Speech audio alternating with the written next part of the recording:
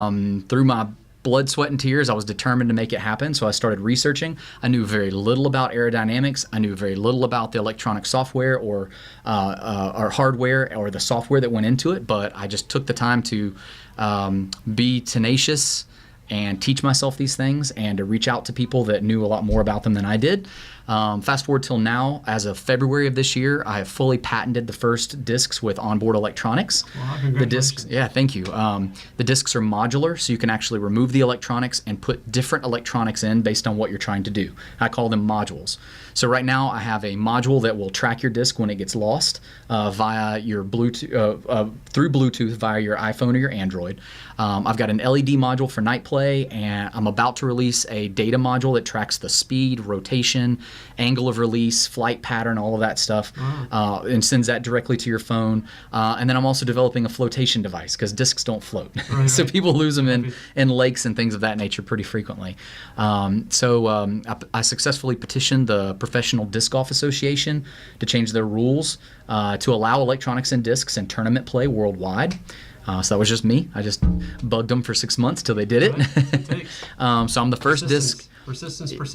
Yeah, exactly. And so, and that's really what it was. It was just me. It was more of a hobby. I did it in my spare time. And was just pouring all my money into it every month till I made it happen. And now I have the world's first disc golf discs with onboard electronics. It's fully patented. It's the only discs in the market right now that are PDGA approved with electronics on board. Cool. And I'm continuing to push forward to do more development. And I'm starting to talk to a bunch of other manufacturers about licensing deals. So, Wow. And then we were talking about Shark Tank earlier. So I have made it to round 2 or 3 based on round 3, okay, of Shark Tank twice Wow. before getting cut. So, but I heard that basically the most people that make it on the show apply an average of 5 times before they actually get on. So I guess I got 3 more to go. That's right. Yeah. 4 more to go.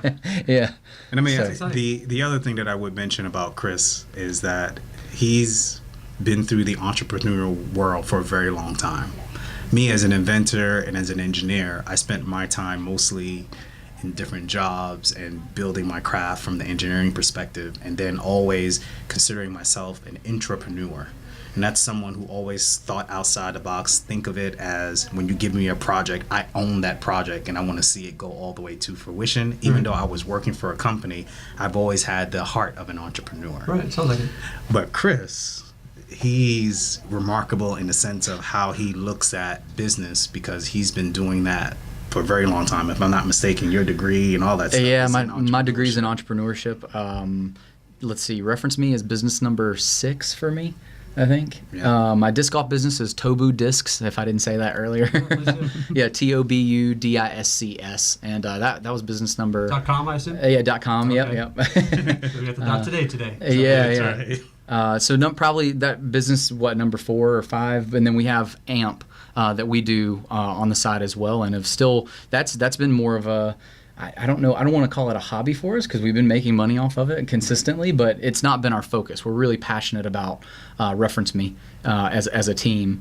And then, of course, we use AMP to sort of share our knowledge of entrepreneurship with other people. I mean, it's all word of mouth, the way we get new clients. And then Tobu is like what I do full time the rest of my time, just pushing that, trying to grow the disc golf sport. Sure. Yeah. We had a client, I'm sorry to interrupt. We had a client where we knew that they needed help. They had a business, but it just wasn't structured.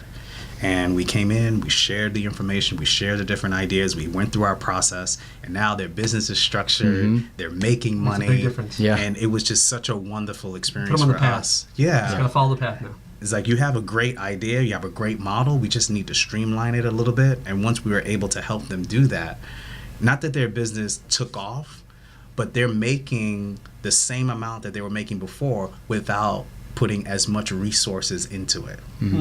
So sometimes it's not about how much more money you're making, it's about how much money you're saving by being efficient at what you do. Makes sense. And you can still grow your profit margin by being efficient more than even getting new Minimizing customers. waste. Sure. And I thought that was pretty cool. That's pretty cool.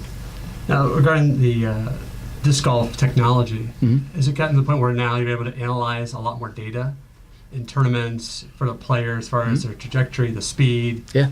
Absolutely. I can only imagine, in the sports world in general, if you can analyze a baseball like that, you can analyze Yes. a hockey puck like that, you can analyze a basketball like that, a soccer ball, how great what they could do with that analytics, that data.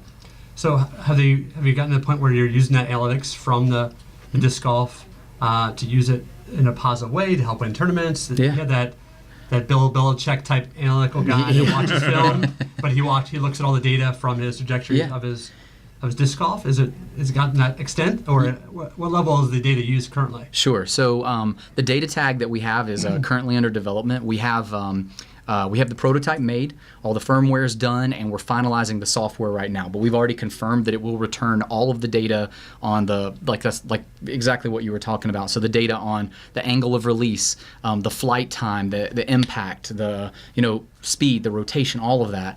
There's a lot of other companies that are doing that in other sporting arenas right now. Yeah, okay. Wilson actually just patented that technology for their footballs.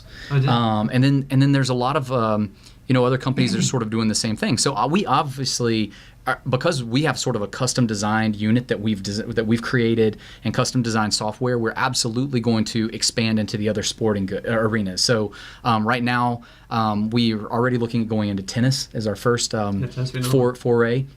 And then the other thing, bowling. Yep. So bowling. Right now we've got we've got a lot of variables that we're tracking as the disc spins. Bowling is even more difficult, right? Because you've got a bowling ball that's spinning on 360-degree axis, lots of different axes in the way it can roll. So that's a lot more complicated. But we've already got our technology down to a size where it would fit inside the thumb hole of a bowling ball without a problem, and that's battery and everything.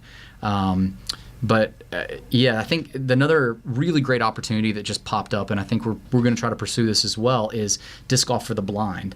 Wow. So because of our technology, we've got the ability to put a blind person on a disc golf course, have the app to talk to them about the layout of the course and where they need to go, to track their throws and all the statistics on their disc. And then we're working on a device that actually goes on the disc golf basket, so that when so it'll beep to let them know, by sound where the basket is at, and then actually score the round when the disc golf disc hits the basket and drops in. So would there be a way to help with trajectory, like for example with children with special needs, or someone's a brand new disc golf player that just doesn't throw the disc very straight? I always think of like a +5, kind of like a handicap in golf. Yeah. Hey, I'm a brand new guy. Give me +10 because I want to make sure no matter how bad I throw it, it still goes straight. Yeah. Is that technology available with the? Absolutely. So the Tobu application actually will help you find courses. It'll keep score. It'll do all of those types of things. So there's no issue with analyzing all of the flight. Of course, and it does a lot of graphs and statistics.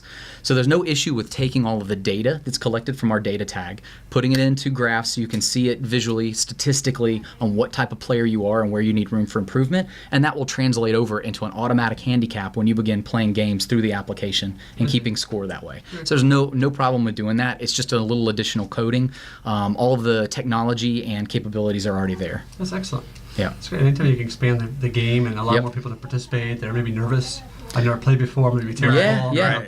Those type of things. It's nice that they. Well, I'm all about growing the sport.